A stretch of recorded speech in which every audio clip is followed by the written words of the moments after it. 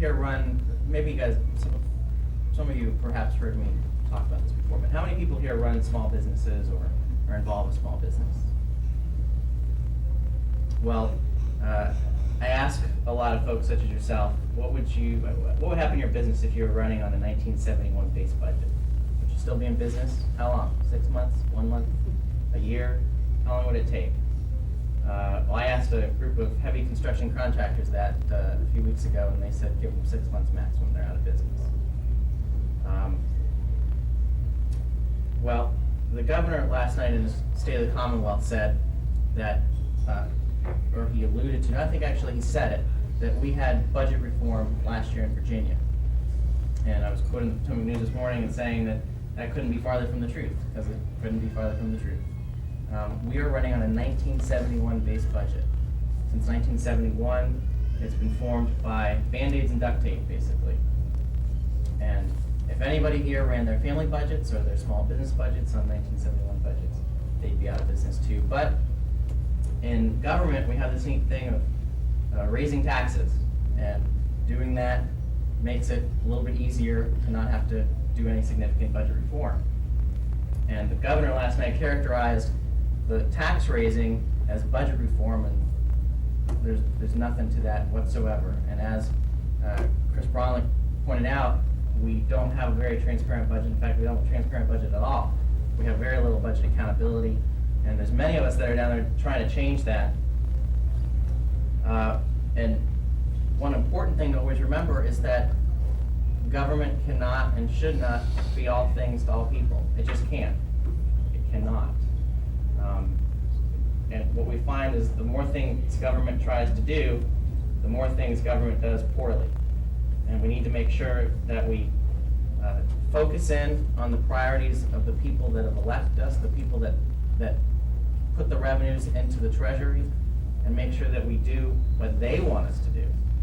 And when I was campaigning, whatever year that was now, it seems like decades ago, and going door to door and talking to the people of my district, I found that priorities are transportation, priorities are education, priorities are taxes, making sure that they can afford to live in their homes without being taxed out of them, make sure that they can afford to support themselves, particularly seniors that are on fixed incomes that don't get income increases at the same levels that they're getting tax increases.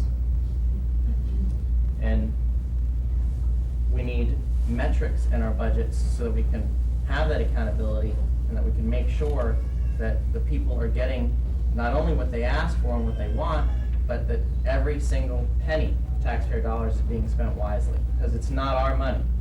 Delegate Reed today said on the House floor, he joked made a joke basically saying that it's our money.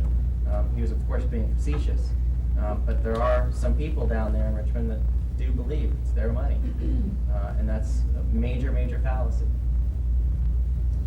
Getting to the surplus specifically, just touching on some of the questions that Denny was nice enough to provide. Why did we see the surplus? Well, we had a lot of economic growth, as has already been discussed. Why didn't we see it coming? Well, we kind of did, but the people that are tasked within state government to tell us why or what our economic projections are didn't want to tell us, or maybe they didn't know. That's what they say. There are a number of individuals that believe differently, including myself. Just to quote one of my colleagues from the Senate side, actually, we will have a fiscal year 2004 surplus in excess of $500 million. We knew about half the surplus during the session, but when the very positive March figures came out, we were given very specific reasons why the March figures were unreasonably positive, and that the overly positive numbers would be corrected in April and May, and again with very specific reasons why we'd have those corrections. None of this turned out to be true, as we now know. None of it. It's safe to say that had the tax vote been delayed maybe just a few weeks, with having had the benefit of just a couple more weeks of data, it's, I think, pretty easy to say that a lot of the arguments in favor of what we did last year would have been tossed out the window and it wouldn't have happened.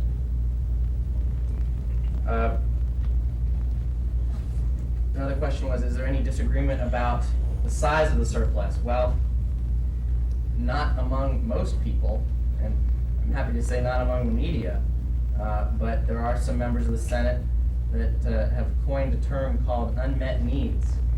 And unmet needs means that we don't have $1 billion surplus. I think the last thing I heard was it's actually about $240 million, not $1 billion. But I can tell you there's a lot of unmet needs in this world, and if the taxpayers had to fund every single one of them, I don't know how much any of y'all would have in your pockets anymore. But again, it goes back to what I said earlier about government cannot and should not be all things to all people. Can we spend the money on anything we want? My understanding is yes. There are some folks out there that say that there are certain commitments that are codified. There are commitments that if there's a certain amount of growth, that we have to put a certain amount of money in certain places. The fact is what we're going to be doing this session is we're going to modify the budget, which by definition would take away the surplus. When you have a household surplus, that means that you've gone through your month or your year or whatever it is, the time frame you're talking about, and at the end of that time frame, you've got X amount of dollars remaining, and you can kind of do whatever you want with it because you haven't done anything. Well, we're kind of going in halfway, and we're saying that we're going to actually appropriate this money into certain places, and therefore, we can spend it however we want. Now, if we hadn't done that, if we don't do that, if something happens and everything breaks down in Richmond, like it did a few years ago when Governor Gilmore was there, and we already have a budget in place, then yes. If everything stays the same, we will have a significant surplus, and then yes, there are legal restrictions as to what we have to do with that money. A certain amount of it has to be deposited into different funds, certain percentages, and yes, those requirements remain. But as long as we do something about it now, we don't have to. We can spend it however we choose to appropriate it. There's a lot that we can do with the money. There's also a good mix of things that we can do. I'm trying to not be the radical everybody thinks that I am, and I think that we should have a mix. I think that we should have a mix of transportation, because that is a huge priority that has been neglected year after year after year. And I think that we need to give some back to the people that gave it to us. Give them some tax relief, and I'm confident that we will have some tax relief. I don't know as much as some of us might want, but I'm fairly confident in saying, I don't want to call this a prediction, but we'll have a cut in the sales tax on food. I also think it's reasonable to expect that the accelerated sales tax collection will go away, which I think is important for our small businesses. One thing that, on transportation specifically, one thing that struck me before I was elected and before I was in Richmond for the legislative sessions, I had this idea in my head that, we've got this big transportation problem in Northern Virginia. We've got this big transportation problem in Hampton Roads area. And to a certain extent, you've got a transportation problem in the Richmond area.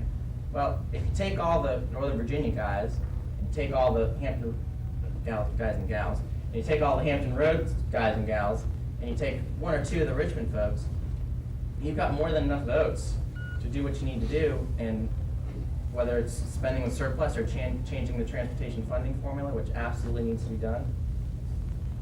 But the truth of the matter, you have members from Northern Virginia like Senate Democratic leader Dick Zasloff, who doesn't believe that we should form together in Northern Virginia a cohesive unit and change the way we do things and kind of reprioritize the transportation funding formula to the areas that need it the most.